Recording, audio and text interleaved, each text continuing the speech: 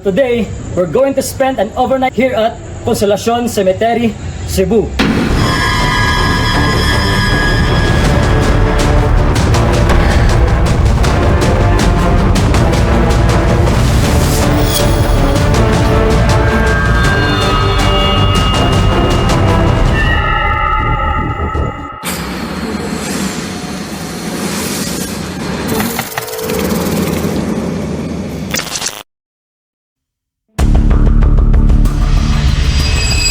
Today ay magka-camping tayo sa isa sa mga sementeryo dito sa Consolacion, Cebu. At para marating yon ay babiyahe muna tayo ng kalahating oras para marating natin ang Pulpugan Cemetery.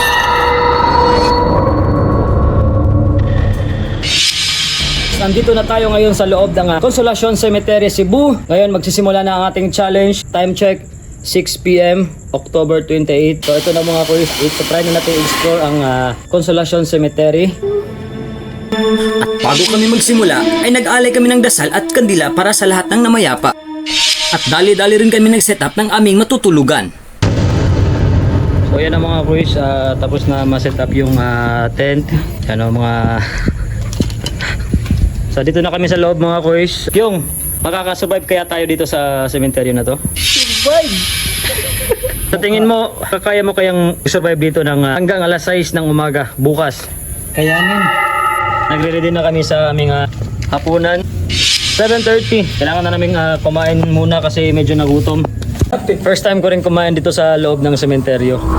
Pili namin dito kasi may upuan, may lamesa. Malinis 'yung sahig para naman mas komportable kami ng konti. At pagkatapos naming ma-setup ang tent mga kuys, ay agad na rin kaming kumain habang maaga pa. Kakatapos na namin kumain dito sa mismong sementeryo. Yung kasama namin si Juki, tapos ito naman si Jimel Bukyong. Meron pa tayong gagawin na trim challenge ngayong gabi mga kuys. At hindi pa nila alam kung ano yung gagawin. So yun mga kuys, pagsapit ng 12 midnight, iikutin namin tong buong sementeryo. Ano kaya? Kaya? Yun. First time ko tong gagawin mga kuys sa buong buhay ko. At first time ko rin ginawa to na magka-camping mismo sa loob ng sementeryo. Sabi mo, magka-camping? Hindi ko nirasahan to Interview pala. First time ko to, boss. Oh, di ba? Last na to Isa sa mga kasama namin na si Raymark, gusto kong challenge siya, kaya ba niyang matulog sa ibabaw ng nicho? So, si Raymark, kaya ba? Hindi kaya.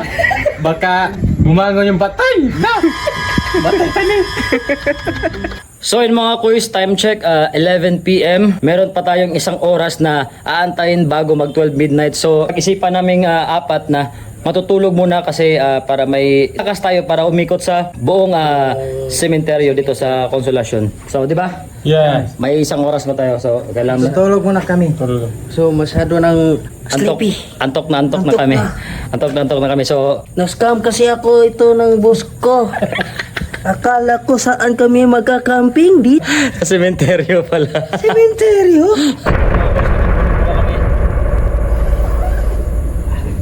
So siksikan lang kami dito kasi sobrang liit lang ng tent na dala ko. Kasi kaming tent na matino.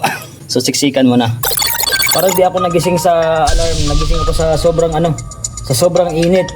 Uy, gising na. Gising na mga par. Ay, Gising na. May gagawin pa tayong challenge. Let's go.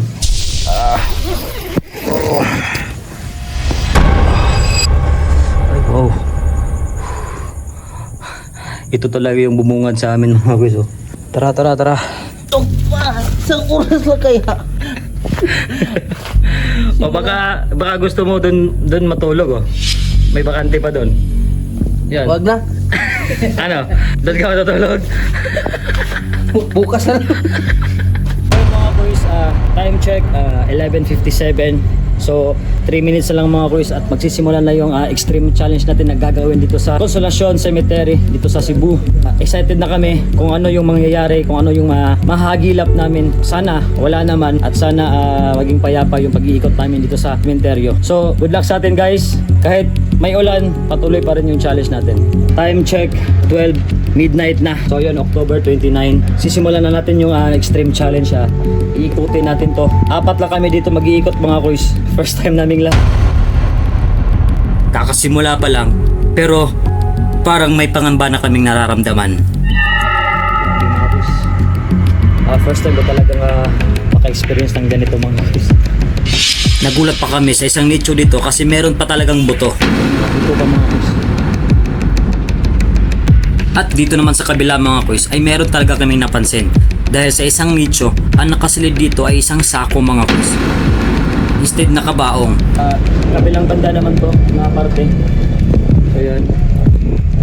Medyo creepy talaga mga kuys pero extreme challenge to kaya gagawin pa rin natin.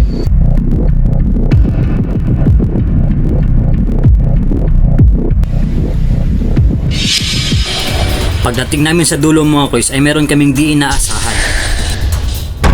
Kung may narinig kami mga kuys, ay bigla akong naisip yung mga sinabi ng caretaker dito na si Nanay Daiding. Ako si Daiding Castillo, nagpuyo ko ni Pulpugan, nagtrabaho sa Minterio Pulpugan, ni atong January 26, 2017. Gini po na sa mong pagtrabaho diri sa Minterio, nagi may katingadaan sa usahay. So, manglibawt yun ang mong balhibo. Nga, ay gani, may tumatikdan sa kuluyo, ang mga bati sa kusay ka hadlok. Pero sa kadugay, naanad na lang mi. Amo na lang nang kuan lang, muragwa lang sa mong hunahuna na lang na, ikahadlok. Kaya niya, magimikad adlaw dre. Sa kabilang banda naman to, silipin pa natin yung ibang kasulok-sulukan ng sementeryong ito. Alam nyo mga kuys, ang kinatatakutan dito sa sementeryo ay ano lang, 2 bagay lang. Yung iba, o lahat naman tayo ay takot sa mga patay. Kasi andito sila lahat. Pero yung sa akin, ang mas kinakatakutan ko ay yung buhay. Buhay yung makakasalubong namin. Kumusta experience? Nakakatakot. Meron tayong amoy tayo ng di kaya-ayang amoy dito mga kuys. Ewan ko lang kung utot ni rin. Nagulat kami mga kuys. Kala namin ano yung sumilip. Yung mga anghel pala. Itong kasama namin, ito si Jimwell. Isa sa rason kung bakit ko to sinama kasi bukas yung third eye niya. Baka sakali kami kung meron talaga siyang makita. Wala naman. Patuloy tayo sa pag-iikot mga kuys. Meron kaming naamoy kanina na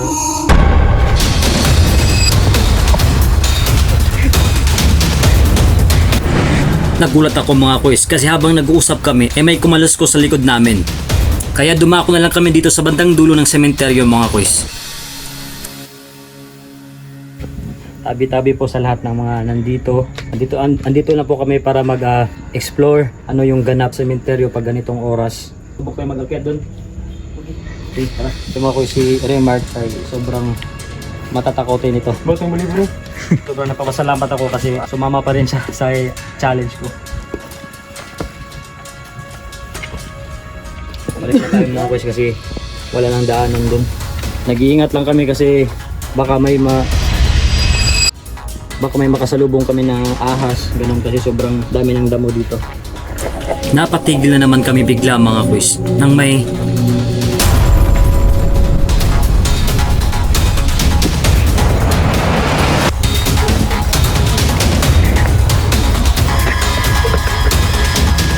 so yun mga kuys, naikot na namin yung buong sementeryo. Grabe, sobrang basa ng pawis at ulan. So yun yung mga kasama natin. Hindi mo talaga maasahan. Hindi mo talaga maasahan kung may marinig ka, wala. Iba talaga kapag nasa minteryo. So yun mga kuys, natapos na rin natin yung extreme challenge natin. Oras din ngayon. Yan, pakita natin. Yan. 12:35. 35 minutes natin na inikot yung buong sementeryo. So wala naman tayong grabing experience na nakasalubong. May mga konting narinig lang tayo pero ayun, May naamoy na. parang nature lang. Sa puntong to, meron kami gustong i-try itong ghost detector app. So yung mga kuys, itatry natin na i-off yung flash para mas makita natin itong parang may nasaga bagad. So ito yung EMF sensors. So ayan, tsaka EVP sensors. So itatry pa rin natin. So mga kuys, itatry natin na naka-off yung flash. So ayan. Parang malikot to Talagang pupunta sa sila sa ano.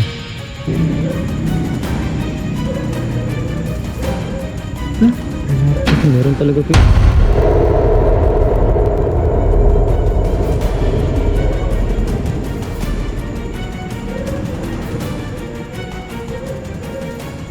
Meron talaga, guys. Ito yung tinapay namin. Sana may mag-sponsor ng tinapay.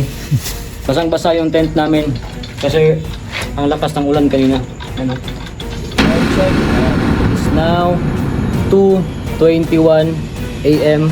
Meron tayong masamang balita ngayon. Yung isang kasamahan natin ay parang hindi na niya kakayanin na i-handle yung challenge hanggang 6 AM.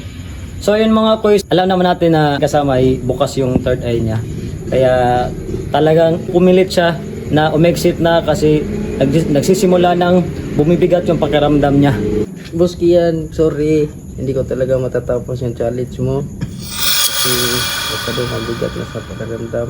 Alam mo naman na bukas yung third eye ko. Alam ko naman na importante sa'yo na video na to.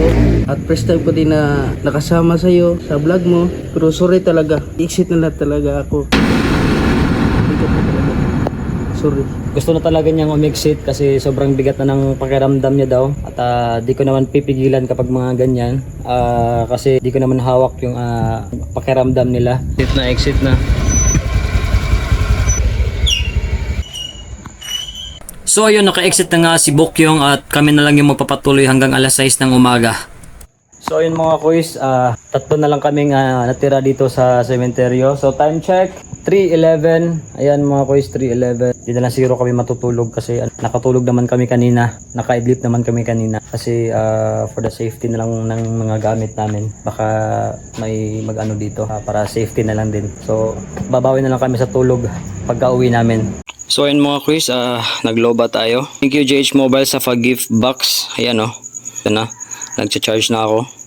Ayan. Charging na. Napaka-useful talaga pag sa mga ganitong content. Magnetic battery pack. Ayan. So ayun mga kuys, good morning. Time check. 5:08. Ayan mga kuys. So, kakagising ko lang. Ito yung mga kasama ko, tulog pa. Ano? Yan sa labas. Ayan. Good morning! So mga kuys, good morning. Time check, 5:40 AM. Kakagising na namin mga kuys at pero before tayo mag-e-end sa ating challenge, dapat syempre magligpit tayo ng mga kalat na para wala tayong maiwan na mga busura dito. Napadpad kayo sa isang lugar or may gagawin kayong content or may gagawin kayong challenge, dapat talaga huwag kayong mag-iwan ng basura. Napaka-importante talaga yun.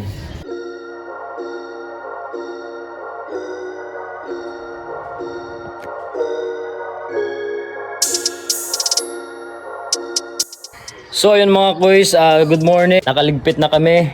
At ayun, 1 minuto na lang matatapos na yung challenge natin. Yan mga kuys, oh. Yun. So 6 AM na mga kuys. Congrats! Yo! Yun, nakasurvive tayo mga kuys. Overnight tayo dito sa cemetery ng Konsolasyon. Nag-camping tayo dito sa loob. Kakaibang experience to para sa amin. Kita-kits sa susunod na video mga kuys.